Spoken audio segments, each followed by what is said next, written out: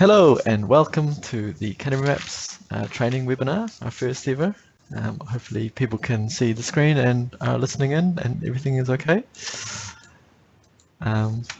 Yeah, I'm going to introduce ourselves. My name is Morris Wills and to my right I've got Michaela Bould. We together run the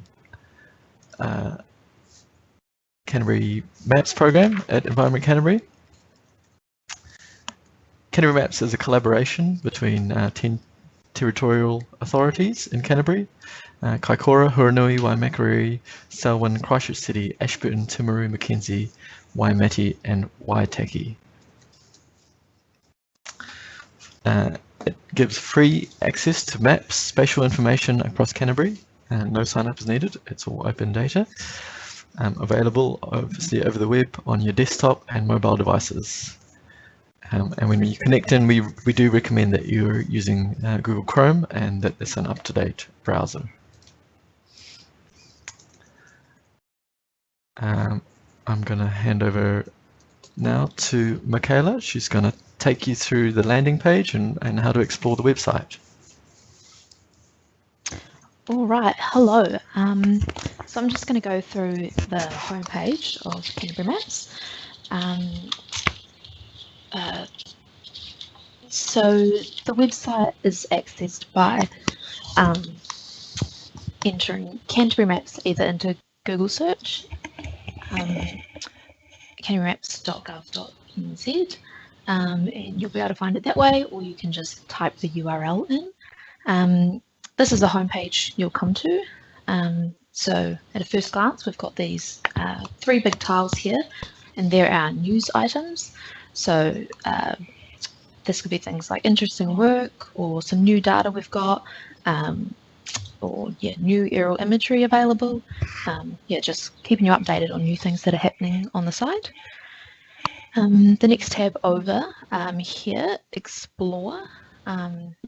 This part of our site is where you can come in and look for data. You could look for a web map, addresses, and also just content on the site. So you can just type in this little search box here, and that will look through all the content. This Explore page is broken up into 4 different types of content. The first type here is a web map,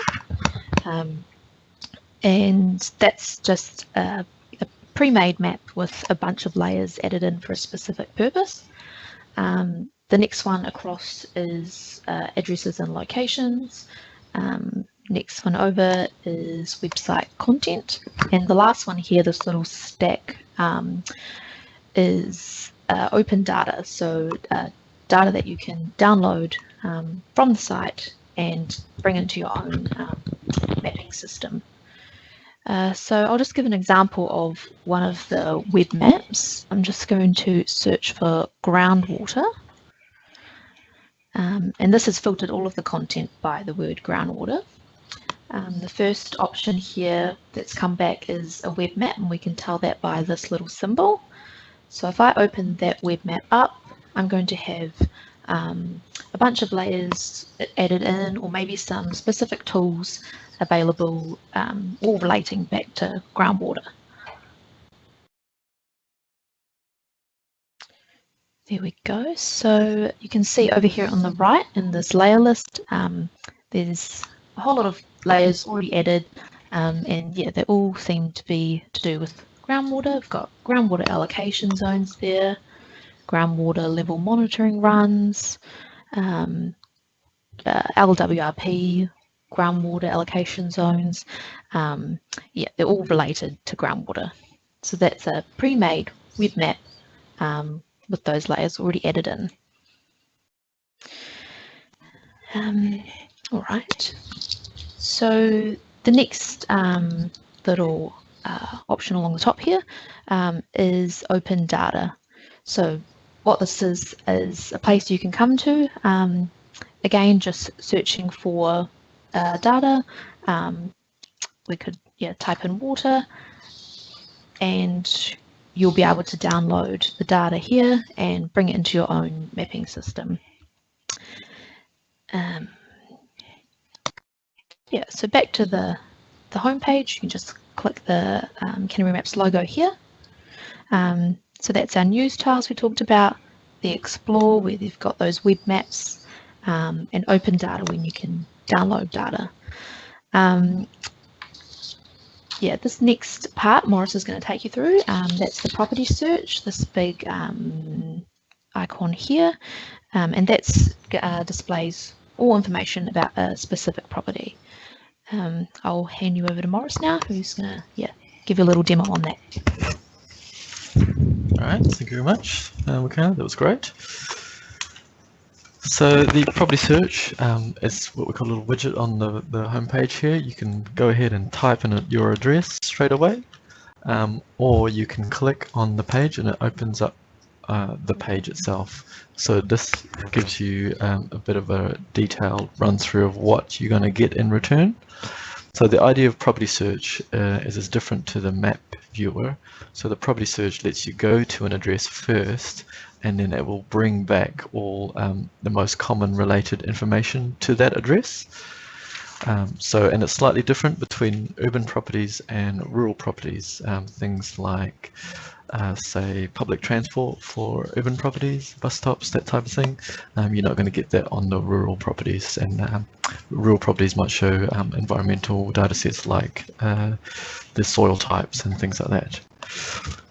Alright, so let's go launch into an example. You can obviously again type your address here, or you can go straight to the map. So this button here lets you go direct to the map. But we're going to go and have a look at a rural example first. I'm going to type it here, Shepherd. So you can see it's got hints, so it will try and populate what the closest address is to what you've started typing in. So that's the one I want here, 178 Shepherd's Bush Road in Ashburn District. So what this has done is gone in, found the aerial photos and the boundary of the property, and also the addresses. And on the left-hand pane here is all the results regarding that property. So you can see here that the top level information is like just street address, locality, some legal description, valuation numbers, rating info. You can toggle it as a favorite if you'd like, but other things in the left hand side, you're going to get property titles, property details, and we've got here things like environmental soils types for the urban areas. Yep. Okay, so say I've got an urban address I'm going to have a look at, and I'm just going to type in here 34, oops, just lost the typing, Street in the Timaru. So again, it's found the aerial photos, it's zoomed to the area of the property, it's given back a boundary, and also the related property information. And you can see all these tiles are expandable, and you can minimize them as well, and you can scroll through the kind of group by headings, property details, land zoning, schools, all the way to hazards. And the urban example, obviously we've got the transport details, so the closest bus stops and the bus routes going past this address. So the data comes from various sources: titles, land parcels, addresses from LINs, obviously rating information from the district councils, and it's all amalgamated, and you can have a look through here. We've also got the historic imagery in the bottom pane here. So that's a Crown collection, and we update that every year. And you can use the slider to go back in time. So you can see the dates here, 2010, 2015. There's quite a lot of imagery here, 2004, all the way back to the earliest imagery of this area is 1935, 1939. So you can see that house and address at that year range.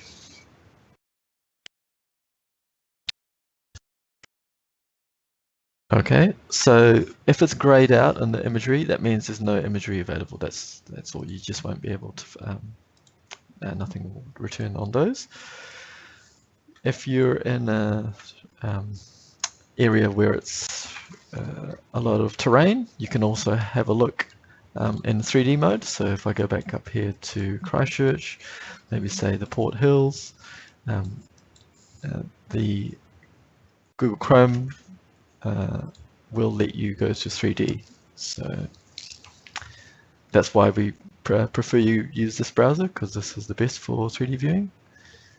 So you can have a look, and the imagery will overlay as well in 3D mode.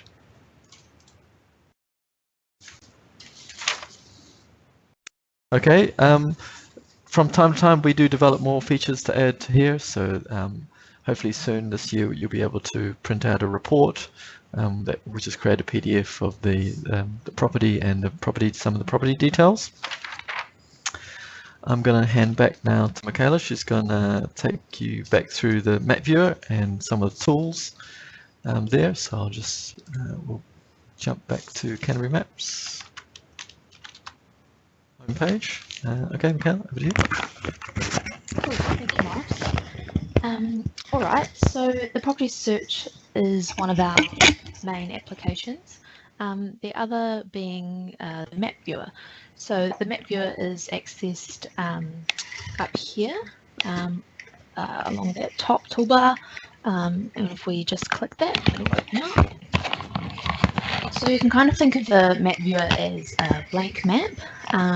I showed you those web maps before, like the groundwater one, and that's already got a whole bunch of layers added in for a specific purpose, or like a category.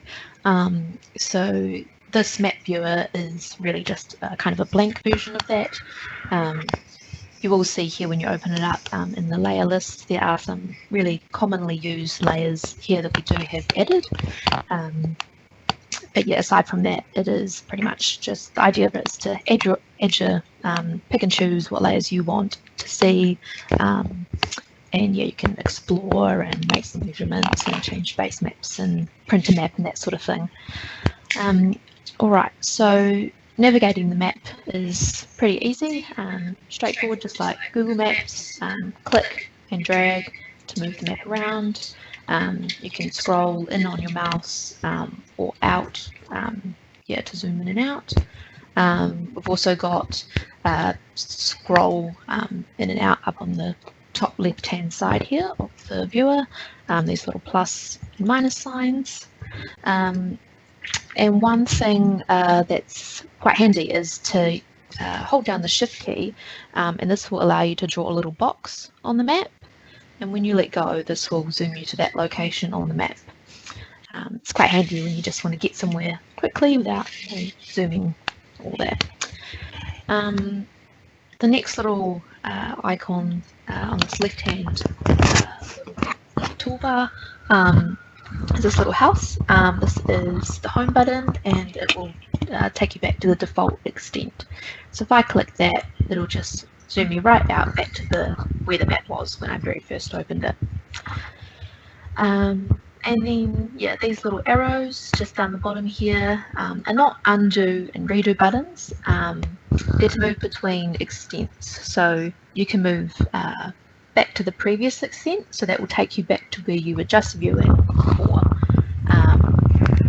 So yeah, we can go back through where I was looking, or we can also go forwards. Cool. All right. So yeah, the next thing that's good to know in the map viewer is how to search. So again, top left section of the map here, we've got the search bar, and the default is set to an address search or location. So this is where you can type in your address. So I'm just going to type in 200 Chilham Street, and you'll start getting these suggestions come back. And if you see what you're looking for, you can click it, and it will just zoom you to that location on the map. Yeah, so address searching, fairly straightforward. But I've also got these other sorts of searches in the map viewer. So if you click this little drop down next to the search bar, you'll get these different types of searches. So you can search by a surface water quality site, if you know the number, a well number, resource consent, or a land parcel. So for example, if I knew a number of a well, but I didn't know where it was in the map, we can type that in and it will take us there. So I'll just use this first example, J390891. I'll click that and it will take me to that well on the map. Yeah, so that's how you can find things without knowing the address. All right, and that's without, you don't have to have those layers added to the map as well. That will just work this in the search by itself. All right, the next thing to go over is pop-ups. So you would have noticed when I searched for that well, we got a little pop-up in the map. I'll just bring that up again. We've got this little window here. So this is the pop-up for that well. And this pop-up's got a whole lot of information specific to that well. So yeah, we've got bore or well, the type, the description that it's active, the locality, a whole bunch of details there. So that's going to be different depending on what layer you're using, what feature you're clicking on in the map. So I'll give another example using the district planning zones. So this is one of the layers that we already have added to the map because it's quite commonly used. You can see it's not turned on because we don't have the box checked, but as soon as I check that box, that layer will turn on in the map. And if I'm wondering what these colours represent, I can just simply click on the map and I'll get that pop-up appear. And it's saying that this is a rural zone, and yeah, here's a link for more information. If I click another zone, this is coming up, rural residential zone. So yeah, that's how pop-ups work. Another way to, if you wanted to see a legend, see what the symbology, these colours meant, in the layer list, you can just click the little arrow next to the layer, and this will give you the symbology there and their what they represent. That's also available in the next little icon over, the legend widget, little tool here, and this is just the legend showing what layers are turned on in the map. But yeah, that functionality is all in the layer list anyway. Cool. All right, so the next thing I can show you is how to add another layer in. So these layers are already added, but we can also choose from the Canterbury Maps catalogue. So next icon over, this little plus, it kind of looks like a piece of paper, that symbol is the add data tool. And this is where you can search through the Canterbury Maps catalogue and add some more data to the map. So you'll see down here there's 559 items, so there's a lot of content, a lot of things you can find on here. So I'm just going to add just a plan change layer to the map. So I can just search for it here, and then the results will return. I'm just going to choose this first one here, and I want to add it to the map. So I'm just going to click add on that layer, and that will add it to our map. Now this layer isn't showing in this area. I might have to zoom out a bit and look for it. There we go, there it is. And so this layer's been added, and to remove it we just hit the little remove on the same item there. So another way to remove it, if you've added this layer in, you've gone and searched for something else like wells or another layer, and you've lost this result return page, you can just come down to the layers, the bottom right hand corner, this little button here. Click that and there'll be a list here of all the layers you've added to the map. I've only added this plan change layer. So yeah, just hit the little rubbish can there and that will remove the layer from the map. So yeah, two ways to remove there, in here and in the layers list there. All right. What else are we going to go through? Oh, so when you add a layer to the map, and we go back to this layer list here, the next icon across in the toolbar, it will appear here. So it's added to your layer list now that you've added it to the map. And again, you can just expand that little arrow and you'll get the symbology there for the layer. There's a bit more you can do in here as well. If you come to the three dots, you can change the transparency of the layer. So if you were trying to print a map, you wanted it maybe a bit more opaque or transparent, you can alter that. Yeah, you can disable the pop-up so it doesn't show when you click. And this visibility range here is quite useful. It's where you can set at what zoom level the layer will show. So something to be aware of. You can see in the layer list here that some layers are grey and some are black. So what the grey ones mean is that they're not going to show up at this zoom level. So you either need to zoom in or out. Most of the time it's in, you need to zoom in to be able to see the layer. So if I tick on water supply, I'm just going to head back up here and you'll notice when I zoom in, at some stage the layer will appear in the map and it will also turn black here in the layer list. Oh, there we go. So it's turned black in the layer list and now it's visible in the map. And that's because it only turns on at that specific zoom level. So any further zoomed out, it'll turn off. If we keep going in, yeah, it's stayed on. You can change that in here in the set visibility range. And yeah, it's just this little window here. So this window is visible. You can stretch that out to say, if you've zoomed out to the continent level, that the layer still shows. All right. One more thing on the layer list, and that's just quickly turning layers on and off. So just a little tip, you can, instead of going through and clicking them all on, you can just hold down the control key on your keyboard and click, and that will turn them all off, and do it again and it will turn them all on. That's quite a handy one. Yeah, saves you a lot of clicking there.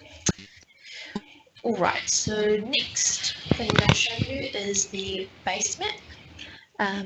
So if you look in the top toolbar here, you've got this little icon here with 4 squares. That's the base map gallery. So I'll just open that up and we'll just zoom out so we can get the full effect of this. So our default base map is the latest imagery labelled.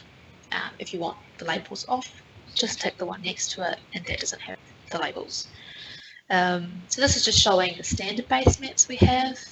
If you want to see all of them, just tick this little drop down and select all base map types. And here we've got all of our base maps. So things we've got in here are like a topo map. There we go. Just a coloured map. And this one has label and no labels, and that's the same as the dark grey. This one's really effective if you want to show some really bright points on the dark base map. And then there's also light grey. So those are really our standard maps, and there's also a couple more down here, street and the classic paper topos. And then we've also got all of this historic imagery. So if I tick one of these on, 50 to 54, this is historic imagery from the 1950s to 54 period. These are all broken up into 5-year groups. And yeah, if you just change through again, you'll see what we have for that year group. So these don't cover everywhere in Canterbury. I think maybe only the 2004 to 2010. Yeah, some of them are quite good, others don't have that much coverage, but yeah, we're adding to these every year, so more and more will start to appear in these base maps. Yeah, that's base maps. I'll pass back to Morris, and he's going to go through just a bit on the aerial imagery, and how you can find the dates of when this was taken, both the historic imagery and the aerial imagery. All right, thank you very much, Kayla. That's great. So the latest imagery is made up of both the satellite image that covers all of Canterbury and the individual latest imagery. So you might get each town and each city as one particular date, and the rural areas at a different date. So there's a flying schedule that we do every summer, and I'll just take you in for an example. We'll zoom into around Christchurch. The imagery does come on at a particular scale, so just keep going in, and there we go. So you can see here, this photo for Christchurch is a different date to this photo for the rural imagery around the Selwyn area. So how do I find out what date these photos are captured? Well, that's easy. We'll just go in to the Add Data button. So Michaela took you through how to use that before. We'll just go in and find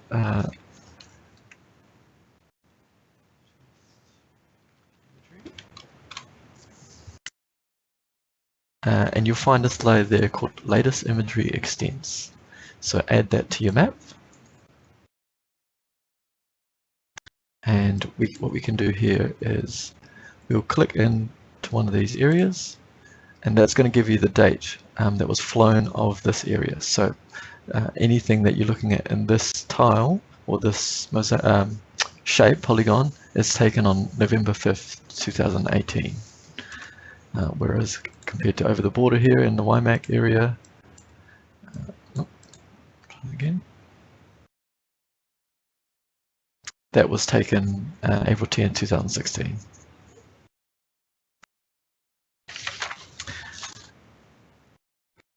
Go through that. So that's the latest imagery. We do also have the historic imagery sets, so you can look for those as well.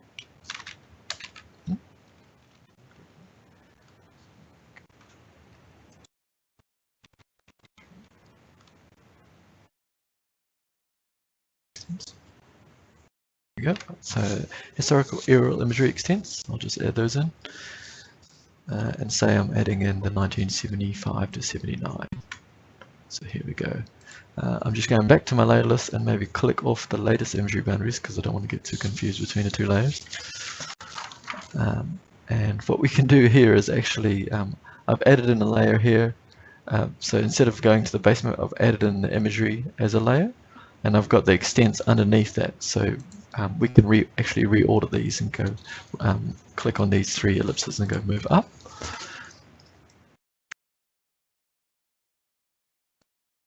Oh, sorry, let me click that down. There we go. Thank you.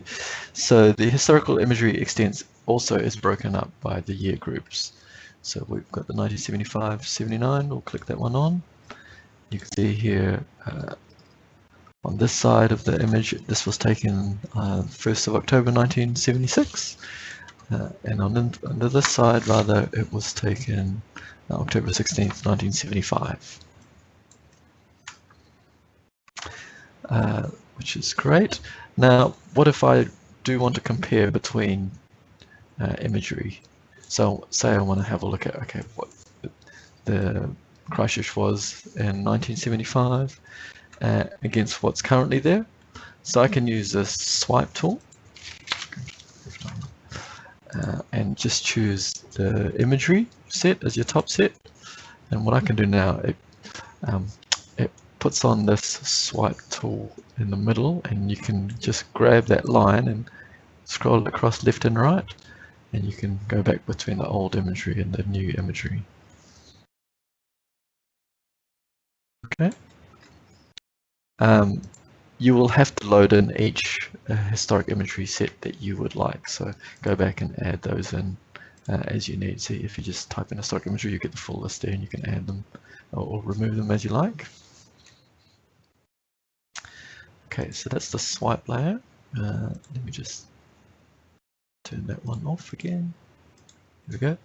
We do have this other great resource and tool called the elevation profile. So that's based on a topographic survey, similar to how we capture the aerial photos. There's the planes fly over the terrain, and they do the scan of the topography. So if we go into an area that's got LiDAR, and particular hilly terrain, let's go to the Port Hills. You can grab this tool and just drag a line across your terrain, and what it's going to do is create an elevation profile, so a cross section along that line. I did quite a big area, so it's going to take some time to generate that. And here we go. So it's created that profile, and we're going from somewhere about 250 meters down to near sea level, 58 meters.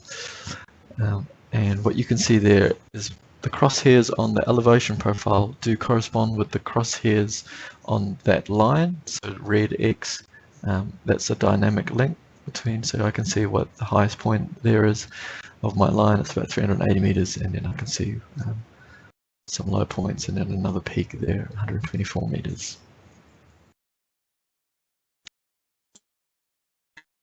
That we do also allow export this profile to CSV. You can prepare the download for that, and there is profile information. So this is telling you what resolution this data set is in. So it's pretty good. It's plus or minus a meter, I guess. And it's going to give you some details about the minimum, maximum elevation, the start and end elevations, and the elevation change. So that's really useful as well, especially if you're in an area where there's no LiDAR information. Then this will be a higher resolution. I think it's about 25 meters or something like that. Okay, so say I've done my work here. I've added in a few of the layers, and I've maybe created a drawing. How do I get it out? So how do I save that? So you can print a map also. So I've got some layers turned on here. Maybe I've written some descriptions. This tool here will let you print layers, print the map. You can give it a title. You can choose your page size, and you can choose whether it has a border or not. So if it's just the map, then there's no border and there's no legend on the map. But I'm going to go ahead and print a landscape A3. You can choose what type of file that you get out. So an image file, obviously, if you're trying to paste it into a report or a document, or you can just go ahead and save it as a PDF document by itself. So if you go print, it's going to go off and create that print for you. So the more information that is in your map, and or the bigger area for the aerial imagery, that the longer it takes to create the printing PDF. But here we go, it's created that, and that's, if you click on that, that's going to open up a new tab and show us what's here we go on our PDF map, which is quite good there. It's got the logos, and it's got the scale bar, north arrow, everything, and what scale you've printed it at. Okay. All right, so that's the basic of how to use the map viewer and find the layers and everything. So if we go back to our home page, we can get some more resources, I guess. Oh, well, what else can we show you here? Oh, okay. Perhaps before we go back to the home page for all the content, what you can do with some of these other tools is there is a measurement tool. So if you need to measure distances, that's going to go off and measure distances, and you can change that from kilometers to meters to feet, whatever you like. You can measure areas, obviously, as well. Square kilometers. and whatnot. There's no displays there. We can also calculate areas and do drawings. So you can put points on the map, and its default has some coordinates there. It's in what we call a New Zealand Transverse Mercator Projection, NZTM. And we can switch again to maybe an area, and an area is quite good here. If you've got show measurements, again, that's going to paste in some measurements annotation in there as well. You can save those out and export them, send them to somebody as a little drawing file, which is also quite good.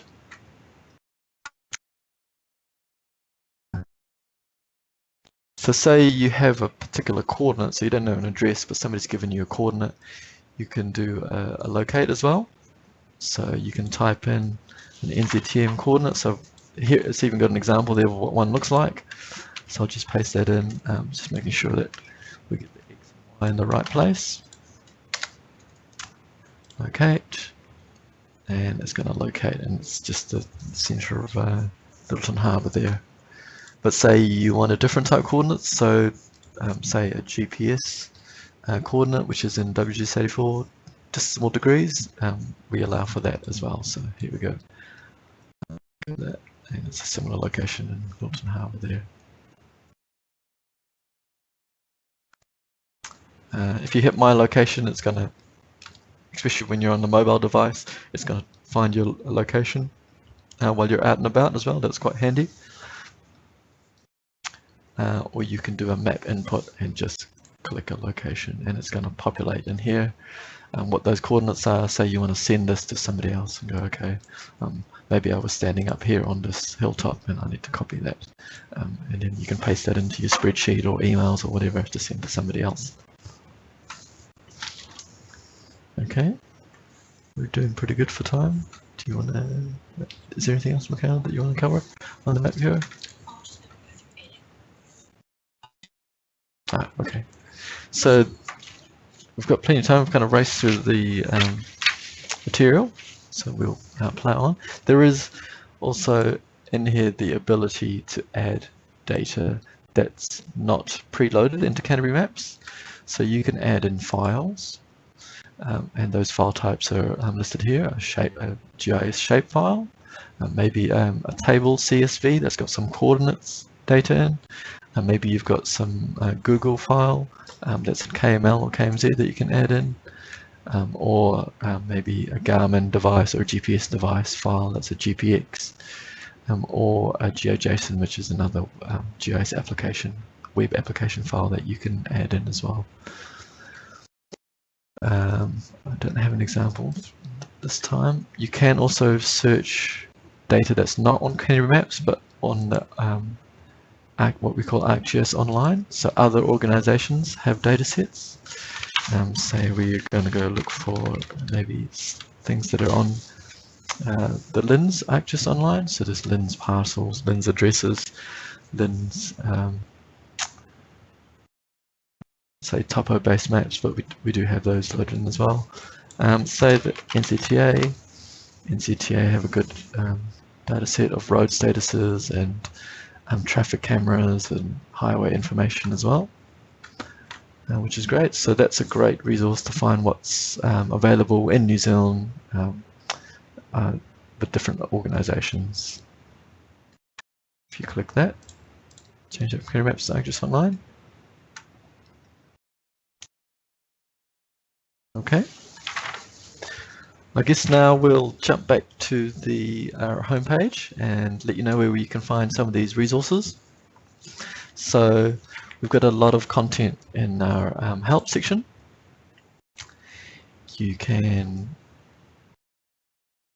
there's obviously the back to the map viewer there. So that's map viewer content, where it lists all the details of the tools. And you can go into one of these and it's got screenshot examples of how to use these tools.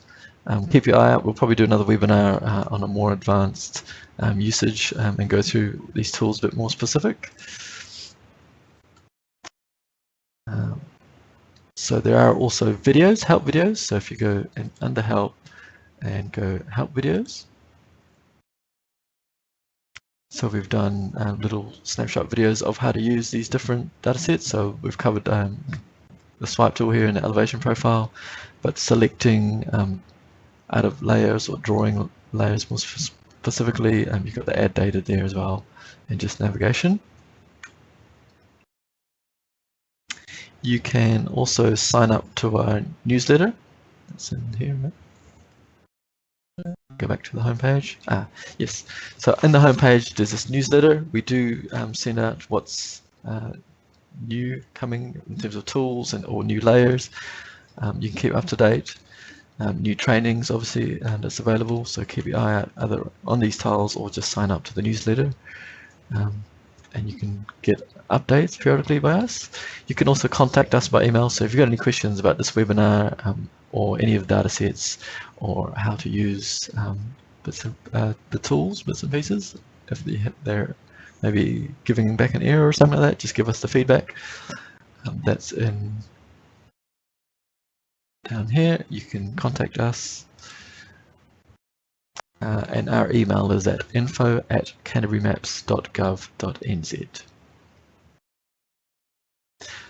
We also do, if you're an organisation that would prefer that we come out and give you a training that's specific to your organisation, because sometimes it's quite good just to know what kind of layers that you'd like to see, and give examples of a training using those layers, because obviously different organisations might want to see different layers.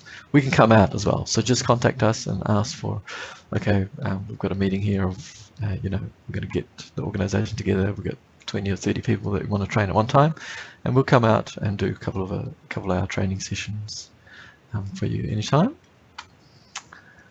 There are user stories online as well on how different organizations use our data sets.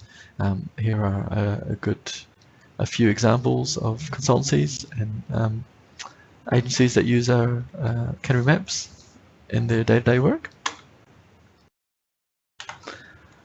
Yeah. Okay. I'd like to thank everybody online now that's joined in. Really appreciate it. We've raced through the content. We might try and slow down next time, but yeah, please give us feedback, any questions. We're going to do another webinar that's more detailed on the map viewer soon. That'll be coming up maybe for next month.